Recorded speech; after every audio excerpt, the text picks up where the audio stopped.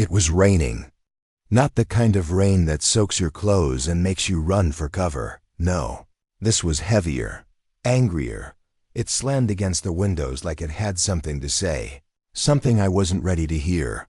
I remember standing in the kitchen, holding a mug of coffee I didn't really want, staring into nothing. It was Saturday. 8:12 a.m. The house was too quiet for a weekend.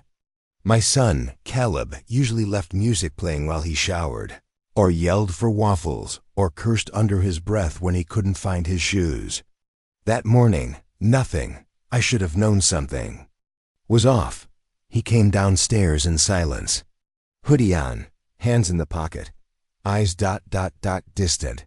I smiled at him like I always do. A little nod, a soft morning, bud. But he didn't answer. He just walked over, stood a few feet away from me, and looked up with a face I hadn't seen on him since he was 6, the face he wore when I missed his school play because of a late meeting, or when his dog died and I didn't have the words to comfort him. But this time, there was something else in his eyes. Hurt. Yes, but also fury. And then he said it. 5 words. Just 5. You betrayed me, Dad. I laughed. Not out of disrespect. Just confusion. It came out wrong, but it was all I had. Wait, what? I said, setting the mug down, heart suddenly pounding. Caleb, what are you talking about? You promised, he said. My mouth opened. But I didn't know what came next. My mind was scrambling. Promised what? When? I scanned through weeks, maybe months, trying to remember.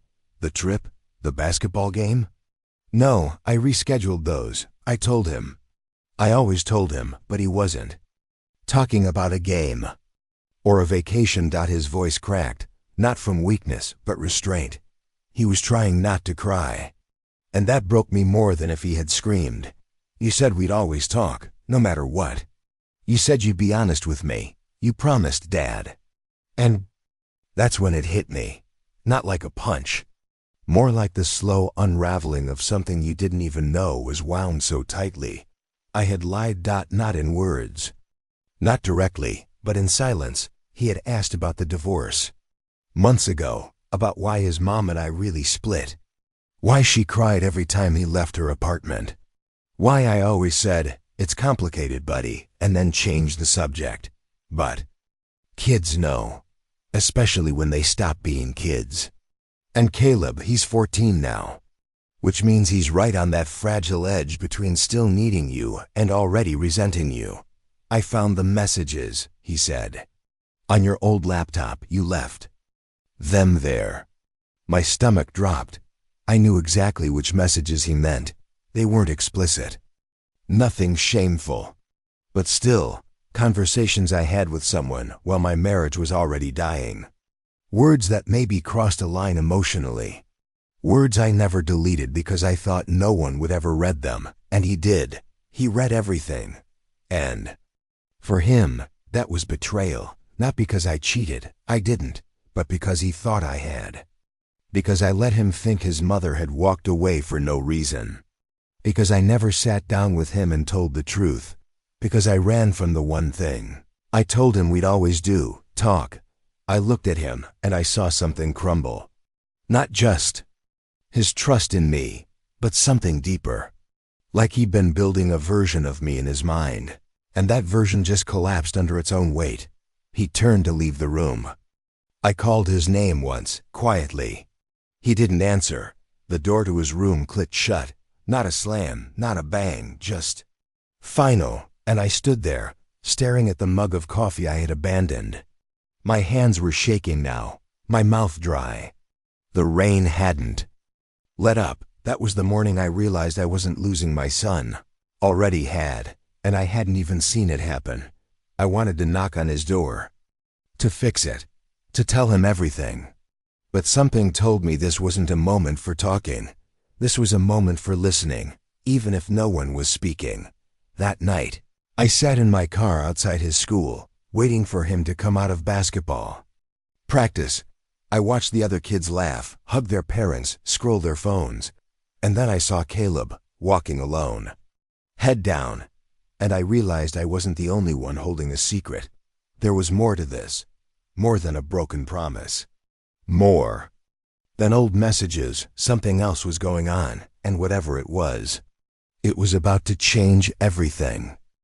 I didn't speak to him on the drive home, not because I didn't want to, because I was afraid I'd say the wrong thing again, that I'd patch over the wound with some surface-level apology and bury everything deeper.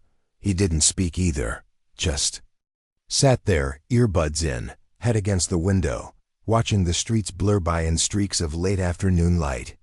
His breath fogged the glass a little.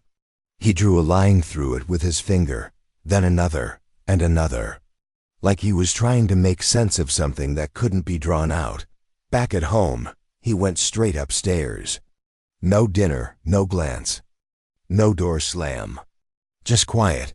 The silence in that house had grown loud lately. Louder than any fight ever was. I poured myself a glass of water and stared at the kitchen table like it might have answers. It didn't single quotes T. Instead, I walked over to the hallway closet and pulled out the box, the one with old photos, school drawings, baby socks I couldn't throw away. I don't know why. Maybe I just needed to see proof that we were close once, that he used to laugh when I lifted him onto my shoulders, that he used to call me Captain Dad.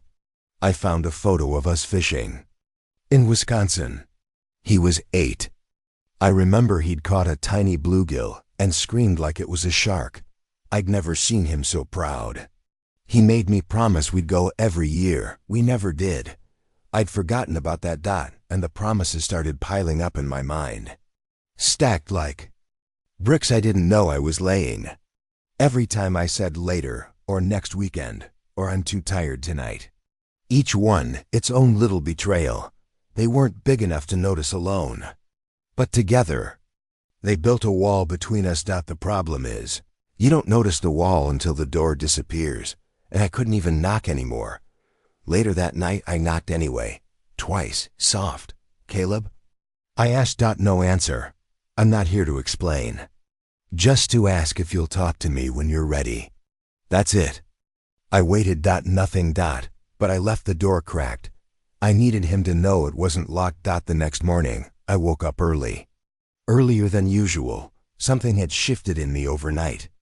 Guilt has a way of shaking you loose from comfort. But this wasn't just guilt anymore. This was fear. Real fear. That I didn't know my son. Not who he used to be, but who he was now. I made breakfast. Pancakes. The kind with chocolate chips he used to love. I knew he wouldn't eat them, but I had to try. He came down eventually, hoodie still up, backpack already slung over one shoulder. I watched him reach for a banana instead.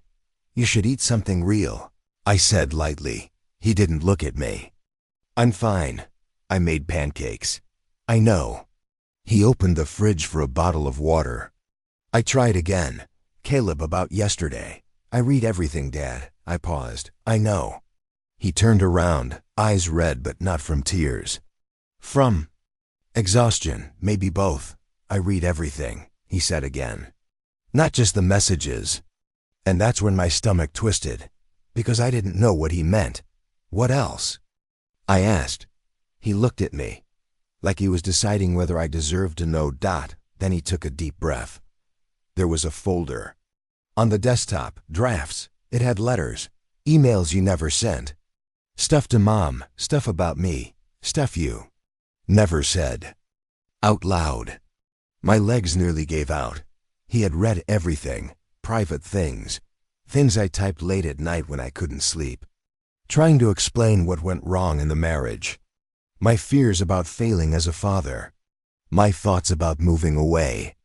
My guilt about staying. He must have read it all without context, without filter. And in that moment, I saw it. He didn't just feel betrayed by what I'd done. He felt betrayed by what I felt, even the thoughts I never acted on, especially those. Why didn't you ever tell me the truth? He whispered. I wanted to say I was protecting him, but the truth is, I was protecting myself, because I didn't know how to be seen as anything less than a hero in his eyes. And when you've built your entire identity around that, the fall is long and silent, and no one prepares you for the landing. He walked out the door a few seconds later, and I sat there, in a kitchen that smelled like cold pancakes and old regrets, wondering how the hell I fix a relationship that broke before I noticed the cracks. But something else was bothering me. A folder on my desktop? I hadn't touched that laptop in months, hadn't opened that folder in even longer. I walked upstairs, turned it on. The folder wasn't on the desktop. It was buried. Deep. Almost too deep for a kid to find accidentally. Unless he had help. Unless someone showed him where to look. Unless this wasn't all him. Unless someone wanted him to read it. I had a sinking feeling I knew exactly who. The realization sat in my gut like a cold stone. That laptop hadn't been touched in months. It was old, my backup, practically a fossil. I only used it during the last stretch of the divorce, when things were messy and raw, and I couldn't write anything real on the shared computer downstairs. Everything I was too afraid to say, I put in that folder. A digital graveyard of unsent emails and unfinished confessions. Caleb found it, but not by accident. I opened the laptop again, this time with purpose. I clicked through the user logs, the history, what little of it remained. My hands were sweating, breath tight. I wasn't even sure what I was looking for. Then I saw the date. Last accessed 4 weeks ago. Caleb hadn't been here 4 weeks ago. He was with his mom that weekend. Basketball tournament in another state. I remembered because I texted him good luck and he never replied. So if he didn't open the laptop, someone else did. I stared at the screen for a long time. There was only one person who still had a key to my place. One person who'd once known every password I'd ever used. One person who had just enough resentment buried under her calm smile to do something like this and still sleep at night. Bianca. My ex-wife. It wasn't anger that hit me first. It was disbelief, disappointment, the kind that seeps into your bones. Slow and cold, because we had an agreement, unspoken but real, that whatever happened between us, we wouldn't weaponize Caleb, that he'd be off limits. And yet, somewhere in her pain or pride or bitterness, she must have convinced herself she was protecting him. Or maybe punishing me. And it worked. Was being punished, but so was he. I called her that afternoon. She didn't pick up. I didn't leave a message. I didn't want to fight. I wanted the truth. That night, I couldn't sleep. My mind wouldn't stop running in loops, images of Caleb reading my private words, interpreting them through the lens of teenage pain, guided by a mother who was no longer neutral. I kept thinking of his face that morning. You said you'd always be honest with me. I had been, eventually, but not soon enough. And now someone else had filled in the blanks on my behalf. The next morning, I decided to pick Caleb up from school instead of letting him take the bus. I texted him. No reply, but I showed up anyway. He saw me before I saw him. I noticed the hesitation in his step, the way he adjusted his backpack strap, glanced behind him, like checking if someone was watching.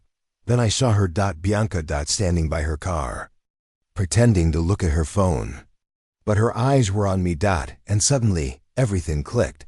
This wasn't just about messages. This was about narrative.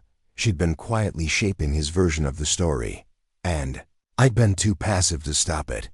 When Caleb got in the car, he didn't say anything. Neither did I. We drove in silence again, but it was different this time. The air was charged, tense. Like we both knew something new had shifted, but neither wanted to be the first to say it out loud. I pulled into a quiet parking lot near the lake, killed the engine. He looked at me finally. "You're gonna lecture me now?" he said. "Tell me I misunderstood." "No," I said. "You understood perfectly. I just want to know. Did your mom show you that folder?" He flinched. "Barely, but I saw it." He looked away out the window. "She said I had the right to know." "And she's right," I said gently. "You do. But how you found it matters, Caleb. Because I didn't give it to you. I didn't want you to find it like that. You didn't want me to find it. At all. No, I said honestly. I didn't, because it wasn't written for you. It wasn't even finished thoughts. It was just me trying to figure out how I became the version of myself I hated the most. He didn't speak. I never meant for those words to become your truth. They were mine, messy, flawed, incomplete. Not the whole picture. And definitely not something a 14-year-old should have to translate alone. I saw the tears in his eyes then. But he blinked them away fast. She said you blamed her for everything. I did, I admitted. At first. And maybe for too long. But I don't anymore. I stopped writing those letters when I realized blaming someone else wouldn't fix what was broken in me. He was quiet for a long time. Then he said something I didn't expect. I don't know who to believe. That hurt more than anything. But I nodded. That's fair, I said. But can I ask you something? He looked at me. Do you want to believe me? His lip trembled, just for a second. Then he said, barely above a whisper, I don't know. And with that, he opened the car door, grabbed his bag, and walked away. Not home, just away. And I didn't follow him, because something told me I wasn't the only one being manipulated. Something deeper was happening here. And if I wanted to understand it, I'd have to go further back. To a day I thought I'd buried. The day I buried was cold. Not in temperature, it was late spring, actually. But cold in the way a silence can creep into a room and chill everything it touches. It was the day Caleb caught Bianca crying in the laundry room. I remember walking in and seeing him standing there, frozen, holding a plate of toast.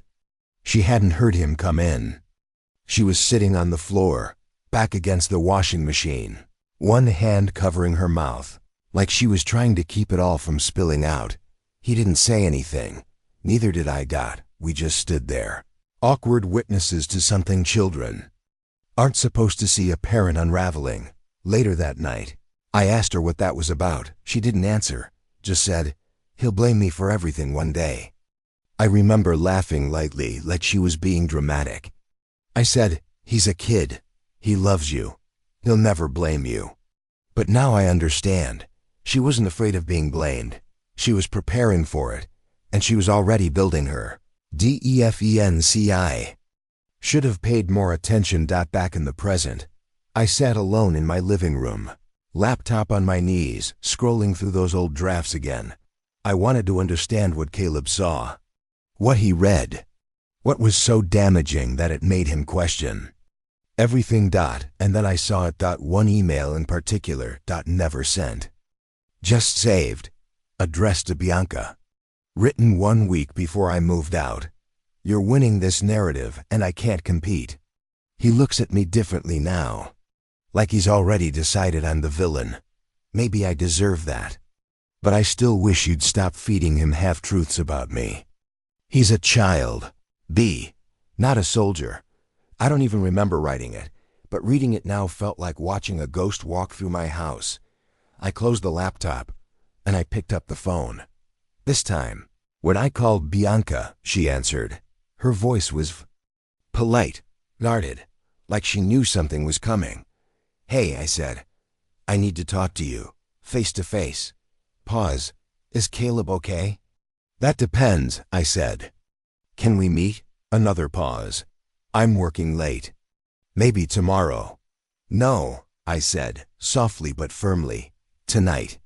Silence, then a sigh. Fine. We met at a diner halfway between our houses. Neutral territory. The kind of place with fluorescent lights that make everyone look tired and uncomfortable. She was already seated when I arrived. Stirring tea she wasn't drinking. Looking through me when I sat down. I'm not here to fight, I said. I just need to ask one question. She waited. Did you show him the folder? She didn't answer right away. She just looked down. Slowly exhaled and said, I didn't force him to read it. That's not what I asked. Her jaw clenched. Then she looked at me. Finally looked at me. He was asking questions you weren't answering. He deserved to know. You weren't giving him the truth. No, I said. I was waiting until he was ready. Or until it was convenient for you, she snapped. And there it was, the venom under the sugar. The old fire still burning. I wasn't protecting myself, I said. I was trying to protect him from things he didn't need to carry yet. She leaned back in her chair. You don't get to decide that anymore, she said. Not after what you wrote. I almost laughed. You mean what I never said, what I never even shared. You went into my private laptop, dug through my personal thoughts, and handed them to a 14-year-old like evidence in a trial. Her eyes flared. I didn't hand him anything.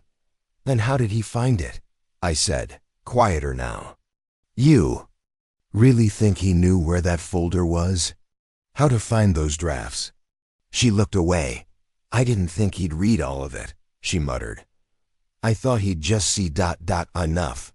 Enough to hate me? Silence. I thought he already did, she whispered. And that broke me, because it wasn't about truth, or justice, or even pain. It was about control. She saw me losing my son, and instead of helping, she pulled him closer, to her side, her version of the story, her truth. I left the diner without finishing my drink. I didn't yell, didn't accuse, didn't cry. I just left. Because sometimes silence says more than anything else ever could. But inside, something had shifted.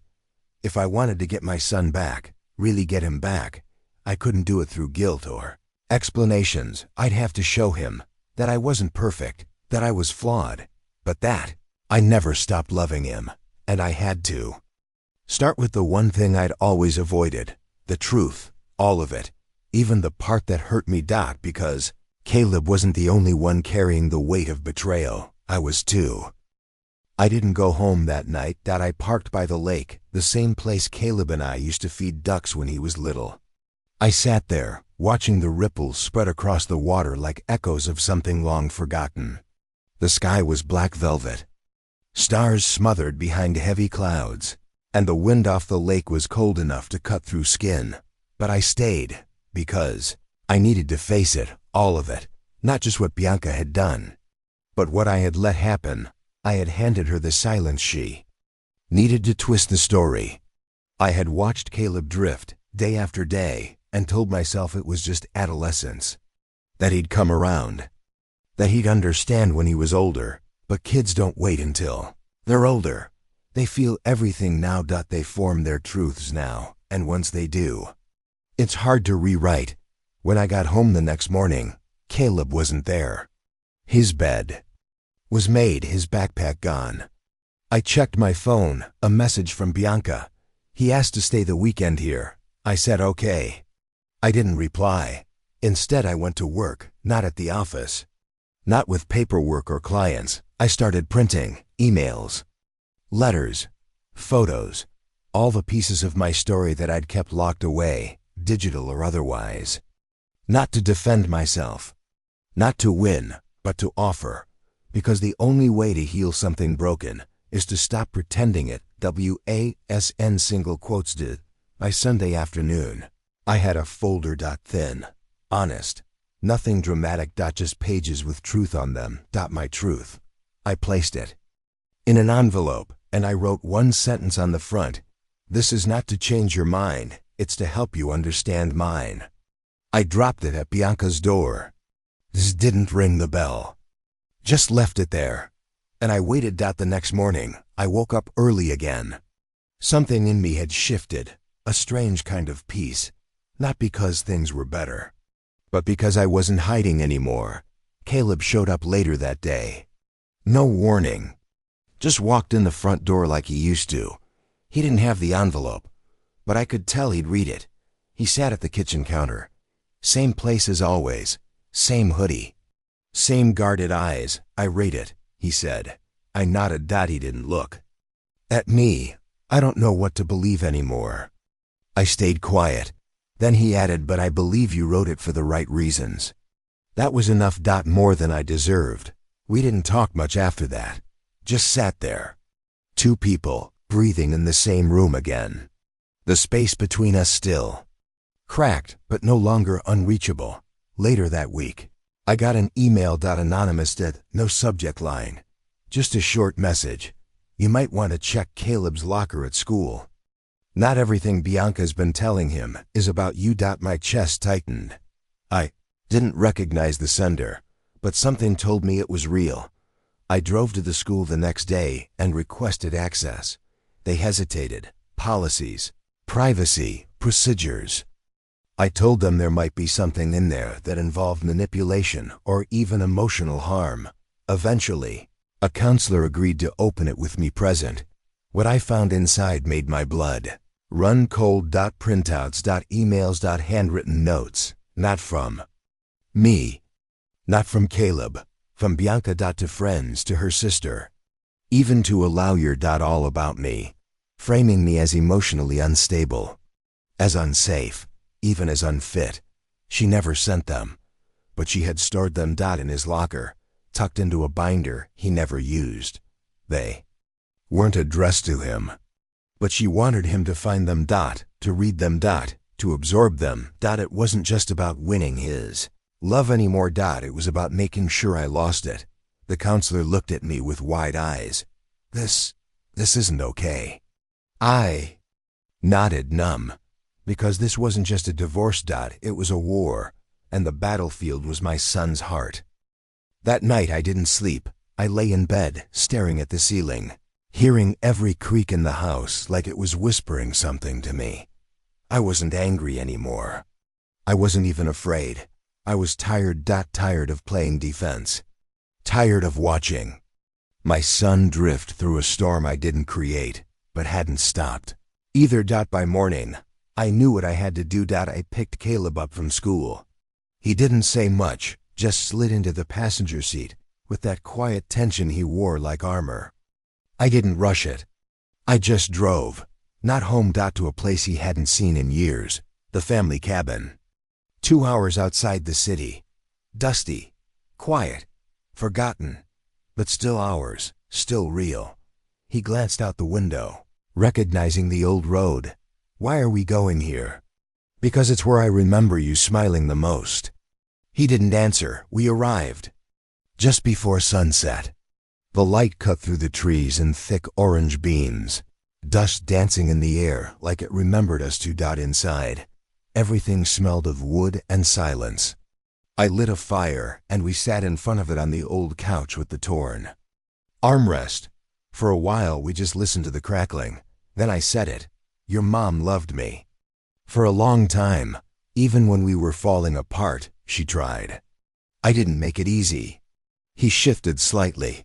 I'm not proud of everything I said, or didn't say, but Caleb, I never cheated.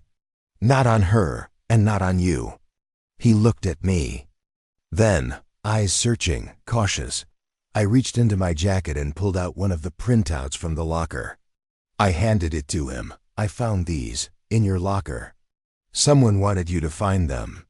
Wanted you to question everything. And I know how easy it is to believe the loudest voice in the room, especially when the quiet one hasn't earned your trust. He didn't take it. Just looked at it. And then he said something that made my heart crack open. Why would she do that? Not in anger. In pain. That's when I saw it, the first real tear since this whole thing began. And it didn't fall for me. It fell for her. Because for the first time, he was starting to realize the version of the truth he'd been given wasn't complete, wasn't clean. And that's a kind of betrayal a child doesn't know what to do with. She's hurting too, I said. And when people hurt, they do desperate things to feel safe again, even if it means damaging someone else. He looked down. I thought it was just me she didn't trust. No, I said softly. She doesn't trust anyone right now. Not even herself. He stayed quiet. And then, in a voice so small I almost missed it, do you still love her? I exhaled slowly. I'll always love who we were. But I don't want to go back. I want to move forward with you. I want to learn how to be your dad again. Even if it takes the rest of my life. He wiped his face with his sleeve, still avoiding my eyes. Then he leaned back on the couch, stared into the fire and said, "I don't know how to trust you again." I nodded. "I'm not asking you to. I'm just asking you to let me try." We sat like that for a long time. No dramatic hug. No swelling music. Just a quiet, shared ache, finally out in the open, no longer hiding in the walls of separate houses. That night, we slept in the cabin. He took the top bunk. Just like he used to. In the morning, he asked me if we could come back again sometime. Said yes. I didn't promise, but this time, I meant it. It's been 3 months now. Things aren't perfect, but we're talking again. Laughing sometimes. Arguing sometimes. But with honesty this time. He calls me Dad again, and I call him Buddy, like I always did. That is for Bianca. We had a long conversation. No accusations. No rage. Just a shared understanding that our son deserves a childhood built on truth, not strategy. She's trying, in her own way. I'm not here to villainize her. We both failed him, but now, we're trying to do better. Together, separately.